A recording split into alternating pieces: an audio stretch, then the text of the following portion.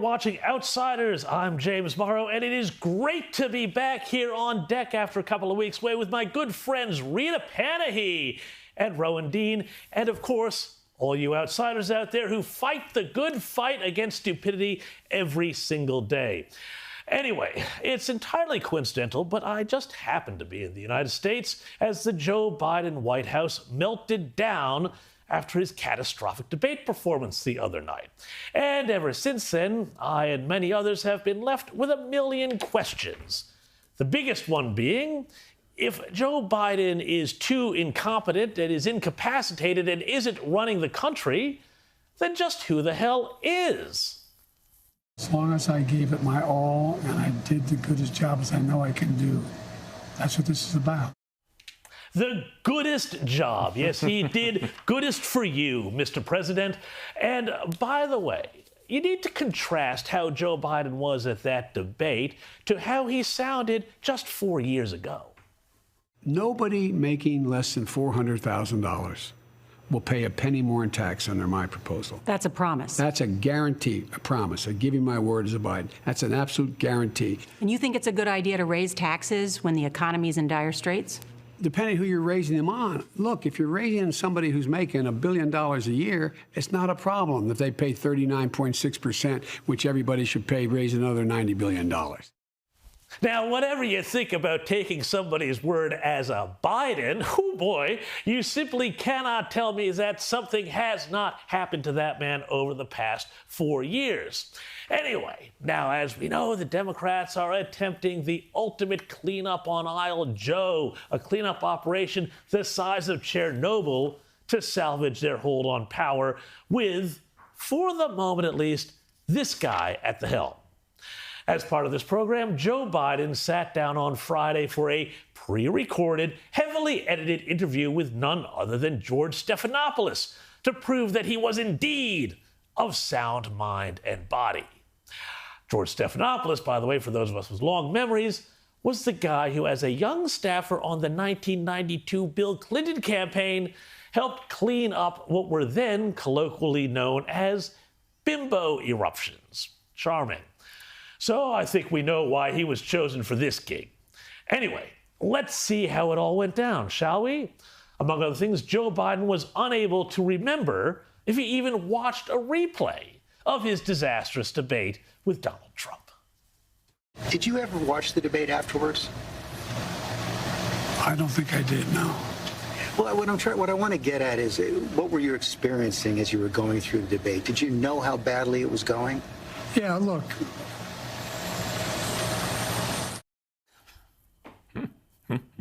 And he declared that he was otherwise fine. The slack-jawed, glassy-eyed performance was just the result of a cold and bad preparation.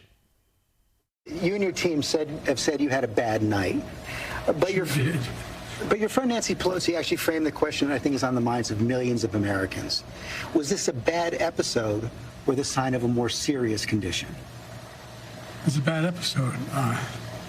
No indication of any serious condition. I was exhausted. I didn't listen to my instincts. He's sounding so great and vigorous there because otherwise, well, his performance in office has been so good he was able to brag to George Stephanopoulos about his foreign policy prowess. And the question on so many people's minds right now is, can you serve effectively for the next 4 years? George, I'm the guy that put NATO together, the future. No one thought I could expand it. I'm the guy that shut Putin down. No one thought could happen. What? And again with the creepy whisper. Sorry, sir, you said you shut Putin down? Didn't Putin invade Ukraine and tie himself even more closely with China on your watch? To say nothing of the dumpster fire in the Middle East caused by your fecklessness? Seriously, what planet is this guy on? But anyway, Biden did press on and said he's drawing the big crowds that prove he's going to get over the line. What's your plan to turn the campaign around? You saw it today. How many people do you draw crowds like I drew today? You find me any more enthusiastic than today? Huh? I mean, I don't think you want to play the crowd game. Donald Trump can draw big crowds. Well, ain't that the truth? And this was, in fact, the size of Biden's big crowd at a campaign rally in Wisconsin earlier in the day. I swear, look at it. It looks like the Madison chapter of Friends of the ABC. But after showing up an hour late to that, Joe Biden then did manage to forget what year it was. I'll beat Donald Trump. I will beat him again in 2020. Oh, by the way, we're going to do it again in 2024. Well, yeah, nice cleanup there, and he showed his characteristic vigor.